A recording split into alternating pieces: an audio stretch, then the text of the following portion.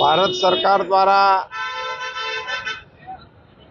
દેશના વિકાસના કામો અંગે આદરણીય પ્રધાનમંત્રી શ્રી દ્વારા બિહારની અંદર દરભંગા મુકામે એમ્સ હોસ્પિટલના ખાતમુહૂર્તની સાથે સાથે 12,000 કરોડના વિકાસ કામોના લોકાર્પણ અને ભૂમિપૂજનનો કાર્યક્રમ યોજાયો હતો।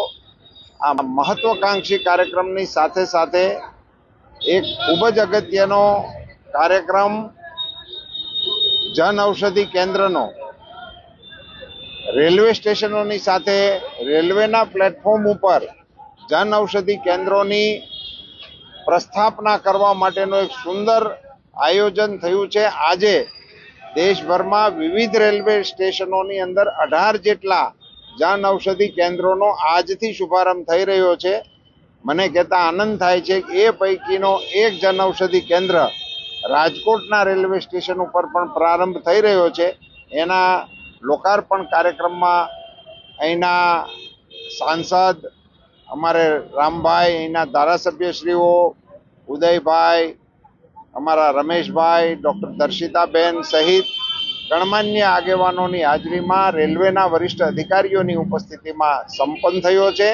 રેલવે સ્ટેશન ઉપર જન ઔષધિ કેન્દ્રની હાજરીને કારણે રેલવેની અંદર મુસાફરી કરનારા લોકોને માટે સસ્તી અને સારી દવા ઉપલબ્ધ થશે।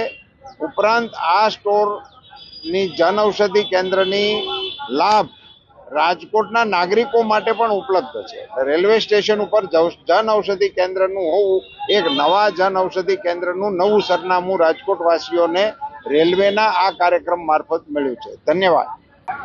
આજરોજ દરભંગા ખાતે જે મોદી સાહેબે એમ્સનું ખાતમુહૂર્ત કર્યું અને રેલવે ઝંડી આપી અને 18 જેટલા જેનરિક સ્ટોર અલગ અલગ રેલવે સ્ટેશન ઉપર ખોલ્યા છે। લોકોને સુવિધા મળે, ટ્રેનમાં મુસાફરી કરતા એને કોઈ જરૂરિયાત આવતા જતો તેને અહીંયા દવા મળી શકે અને જન ઔષધિ છે જે અન્ય દવા કરતાં 80% સસ્તી છે। મોદી સાહેબનો લક્ષ્ય એ છે કે સમાજમાં સૌ તંદુરસ્ત રહે અને દેશ નાગરિકવાસીઓને પૂરેપૂરી સસ્તી, સારી અને ટકાઉ દવા મળે અને જેનાથી ગરીબ લોકોને એ દવા લેવાની શક્તિ મળે।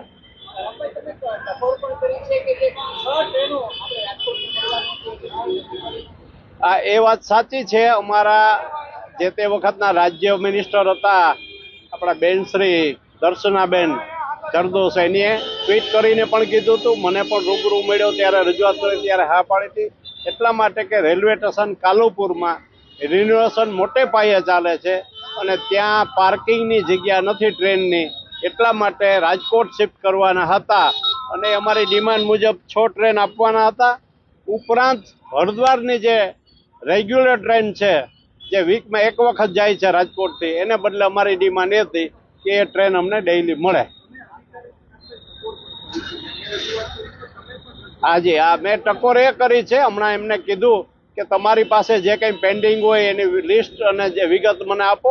અમારું સત્ર ચાલુ થાય છે તો અમે અશ્વિની વૈષ્ણવજીને રૂબરૂ મળીને એના માટે રજૂઆત કરીએ। તમારી રજૂઆત હોય, અમારી સાથે હોય તો ઝડપથી સૌરાષ્ટ્રને જે વિકાસ સૌરાષ્ટ્રનો થઈ રહ્યો એમાં ટ્રેન છે મારા ધ્યાન મુજબ થોડી ઓછી છે અથવા તો ઇલેક્ટ્રિફિકેશન થઈ ગયું છે અને એ આઇડલ જે ટ્રેક હોય તો ત્યાં ચાલુ થાય તો નેશનલ હાઈવે ઉપરનું થોડું ભારણ ઘટે અને લોકોને સસ્તી મુસાફરી રેલવેમાં મળે, એ હેતુ છે અને એના માટે મારો પ્રયત્ન સતત ફોલોઅપ ચાલુ રહે।